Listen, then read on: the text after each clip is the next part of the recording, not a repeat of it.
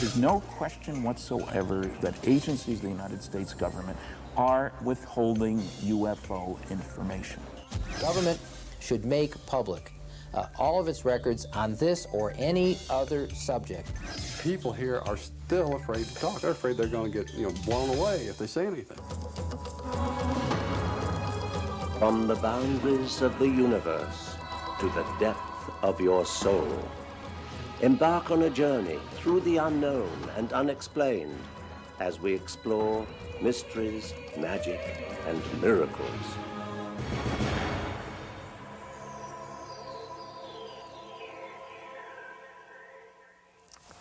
Hello, I'm Patrick McNee. For those who studied the phenomenon of UFOs, the question isn't whether they exist or not, it's how much the government knows about their existence. The answer? Probably a lot more than the government admits. In 1947, something crashed in a remote part of New Mexico. After a rancher brought pieces of the wreckage to the Roswell Army Air Base, an official press release stated that it was a flying saucer. Within hours, however, the story was changed. The public was told a mistake had been made, and the crashed object was nothing more than an ordinary weather balloon. Despite testimonies of scores of reliable witnesses who have since come forward, the official stand today, nearly 50 years later, is still that it was just a military weather balloon.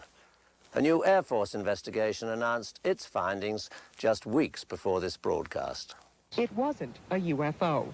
That's what the Air Force is saying after an 8-month investigation of a crash near Roswell, New Mexico. A crash that occurred 47 years ago. For years, there have been stories passed along by the residents that what the Air Force called a weather balloon was really a UFO, and that there were extraterrestrials on board. The Air Force tracked down people, combed archives, and even sent some old news photos to the CIA for analysis. It concluded what other government agencies had concluded for many years. There was no conspiracy to hide the truth.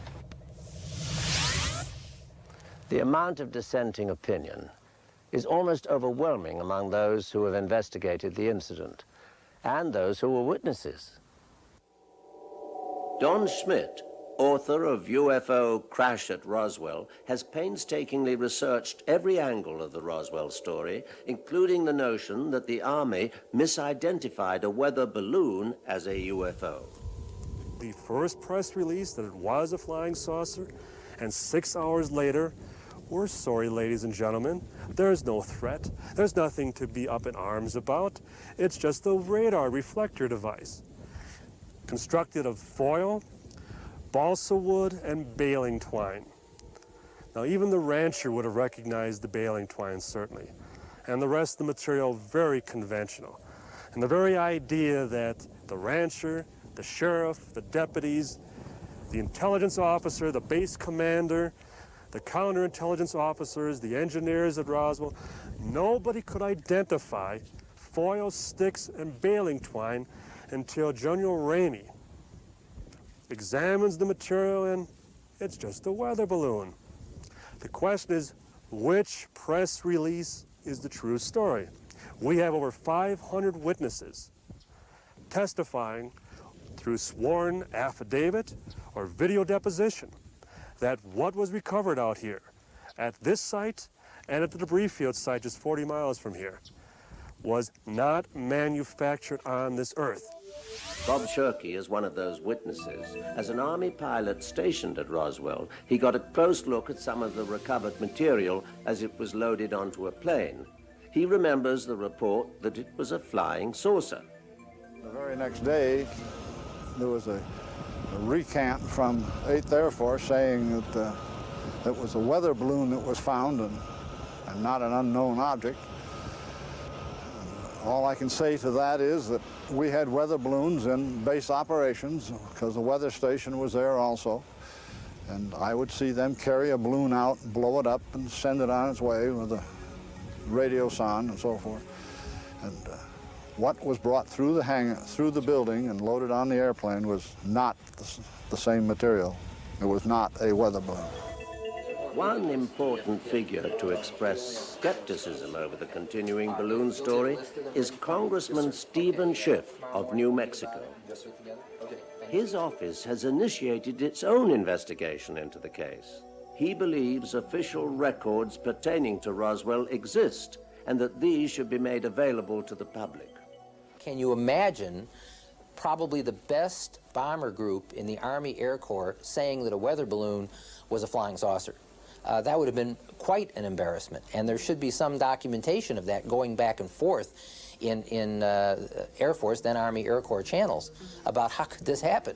You know, how could we make such fools out of ourselves if that is in fact what occurred? And I've asked the General Accounting Office to look for that documentation. I've also suggested they look at something else. There seems to be no doubt that these materials, when picked up, don't seem to have been treated like they were parts of a weather balloon. In other words, it seems to be uncontradicted that these materials were flown out of New Mexico under armed guard by military police.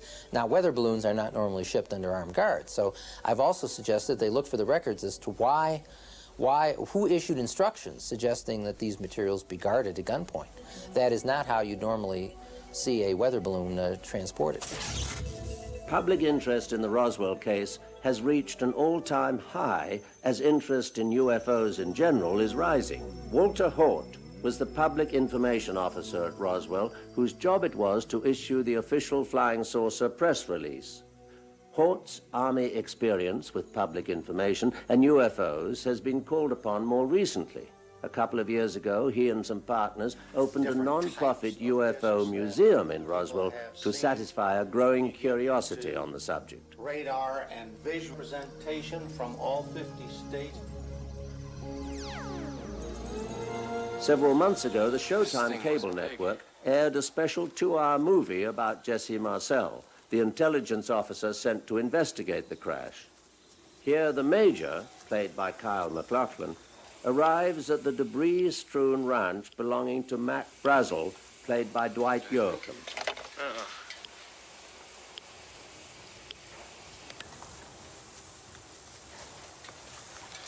You know those Japanese balloon bombs? Yeah, made of rice paper, about 30 feet in diameter. They don't come apart when they land unless the bomb goes off. Then you'd see chart marks everywhere. Right.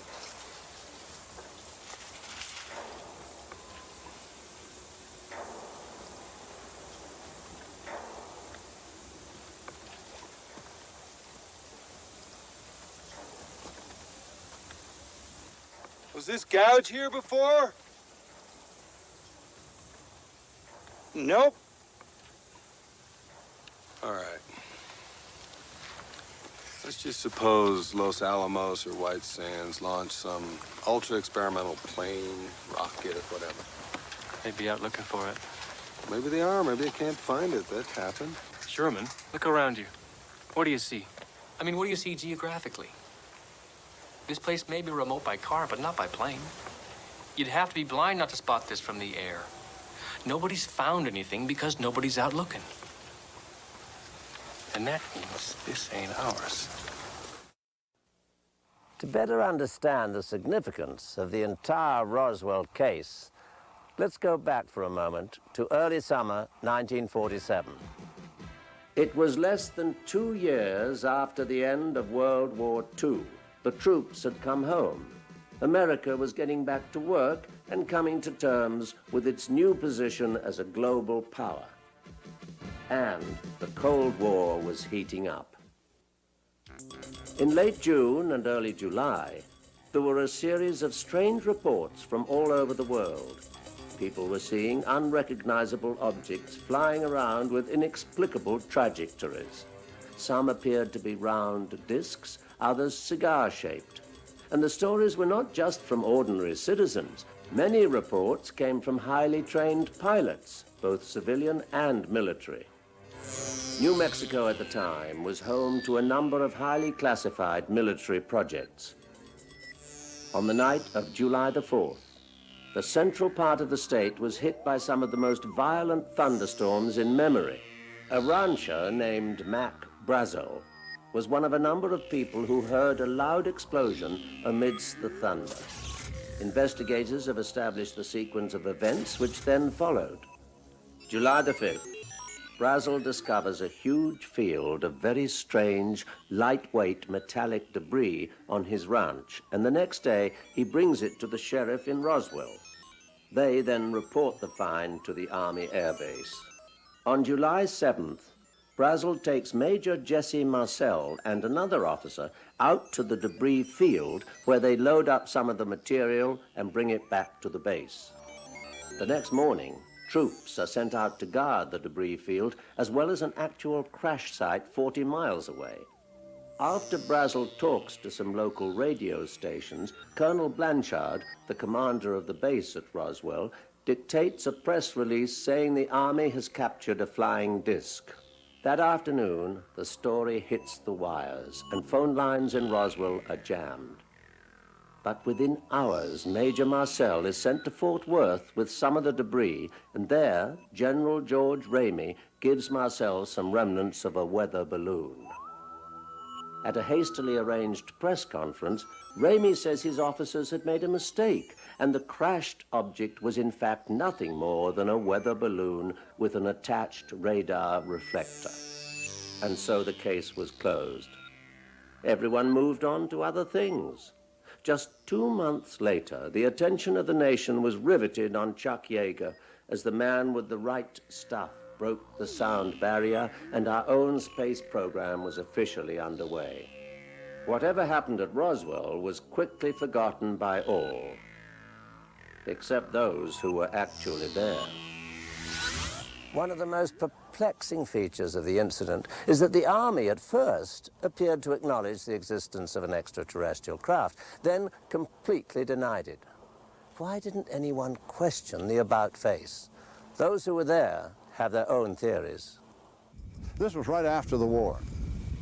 I say right after, it was a year and a half, but even so, everyone who'd been in the service during the actual war period had been always told, don't talk to anybody, don't tell them what you're doing, et cetera, et cetera.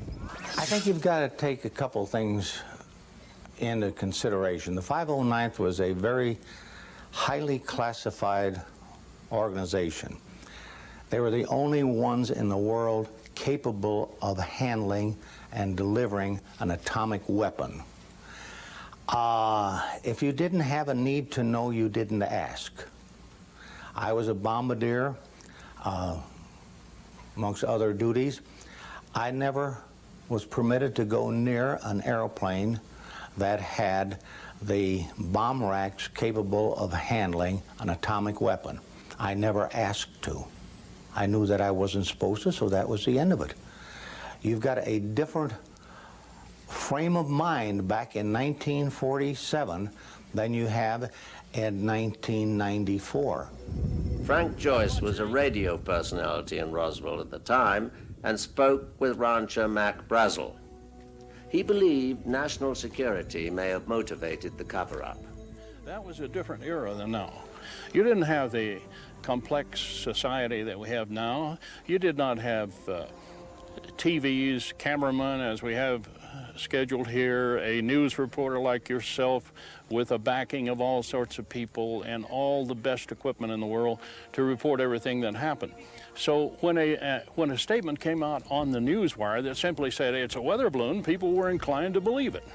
And I don't say these things lightly because I have great respect for our military and was at that time I would say, as much of a patriot as anyone. And as I said, given the mindset of people at that time, if you told me it was something of national security, I wouldn't talk about it. Times were indeed different in 1947. This was before the era of Vietnam. The 60s and Watergate had not happened, nor the recent savings and loan scandals. It wasn't yet common practice to question everything the government did. It wasn't until 1978 that the file on Roswell was reopened. Stanton Friedman, a nuclear physicist, author, and popular lecturer, was the person who stumbled upon this extraordinary story. In the course of my lecturing, of course, because I take such a strong stand, the lecture is flying saucers are real. I'm not an apologist, ufologist. A lot of people tell me lots of things. And once when I was in Baton Rouge, Louisiana, at a television station, waiting for a third interviewer, and the station manager's giving me coffee because the girl was late, out of the blue, no previous connection, anything we'd talked about. He says, you know, the guy you ought to talk to is Jesse Marcel. Who's he? Oh, well, he handled pieces in one of these saucers when he was in the military. That got my attention, as you can imagine. I said, well, is he alive? Do you know him? Oh, yeah, he lives over in Houma. I had the faintest idea where Houma, Louisiana was then. I've been there since, of course. We're old ham radio buddies. Great guy. So Friedman began to look into the case, and his findings led to a book, Crash at Corona. Others followed his lead, and one by one, witnesses who had kept silent for over 30 years began coming forward. Most people connected with Roswell took their cue from the Army and quietly accepted the weather balloon story, including the press. They staged a launch of a radar reflector from a weather balloon and loudly proclaimed, fantasy of flying disc is explained here. All these pictures deal with this silly little radar reflector on a weather balloon. General Ramey gives the explanation. Next day they stage the launch. The media are there. It goes out on a wire. And that was the end of the flying saucer craziness. Those who asked questions were told quite directly, don't. The first release, all that material was taken out. Some of it, I understand, got into papers in other parts of the country off the original release. But I spent about 15 or 20 years not knowing whether that was true or not, because this story was really hushed up. I mean, it was shut up entirely. Judd Roberts managed the radio station in Roswell where Frank Joyce worked. He recalls that dropping the entire story wasn't a request, it was an order.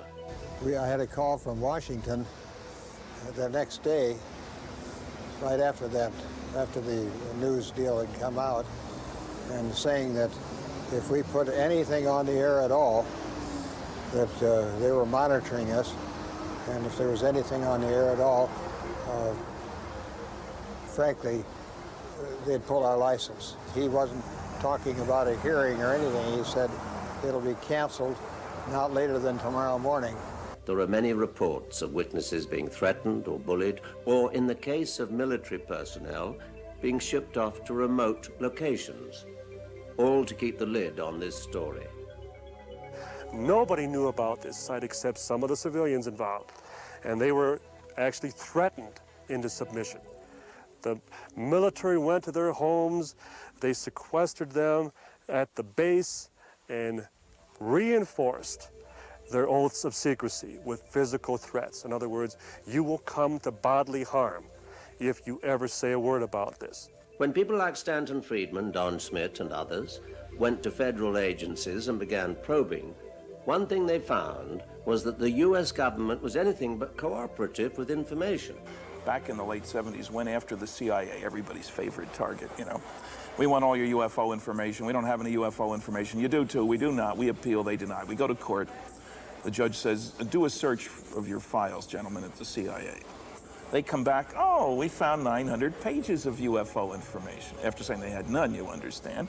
I naturally filed with the CIA for their 23 UFO documents. They're supposed to respond in 10 working days.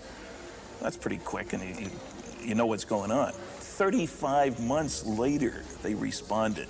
They agreed to release the first 9. I was ecstatic until I looked at them. We're talking 23 documents, 9's pretty good. They were press abstracts of Eastern European newspaper articles about flying saucers, which the Russians had the day they were published. Their own 14 documents they withheld. They tried to discourage me from appealing. I appealed. 2 years after that, so it took me 5 years, they agreed to release tiny portions of 3 of those documents. This is a released CIA UFO document. Very informative. There are about 8 words or so that you can read there, none of which tell you anything. Though official information is tough to come by, investigators press onward, inspired perhaps by increasing public curiosity. As time goes by, public interest seems to be anything but diminishing. In fact, it's just the opposite. There appears to be a growing desire by citizens to get whatever information the government has on Roswell.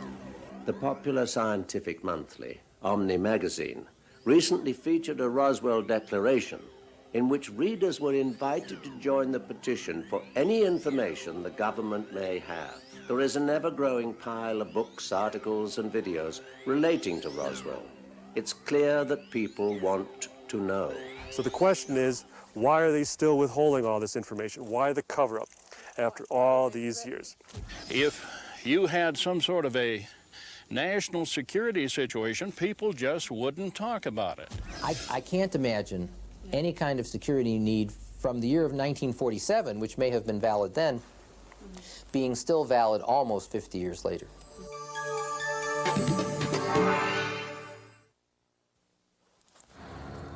What crashed near Roswell was a mystery in 1947. It's no less a mystery today. We join the voices of those who ask that the truth be told. Was it a secret government experiment? Was it a crashed ship from another world? Or was it, as the Air Force says, nothing more than a simple weather balloon? I'm Patrick McNee. Join me next time for more mysteries, magic, and miracles.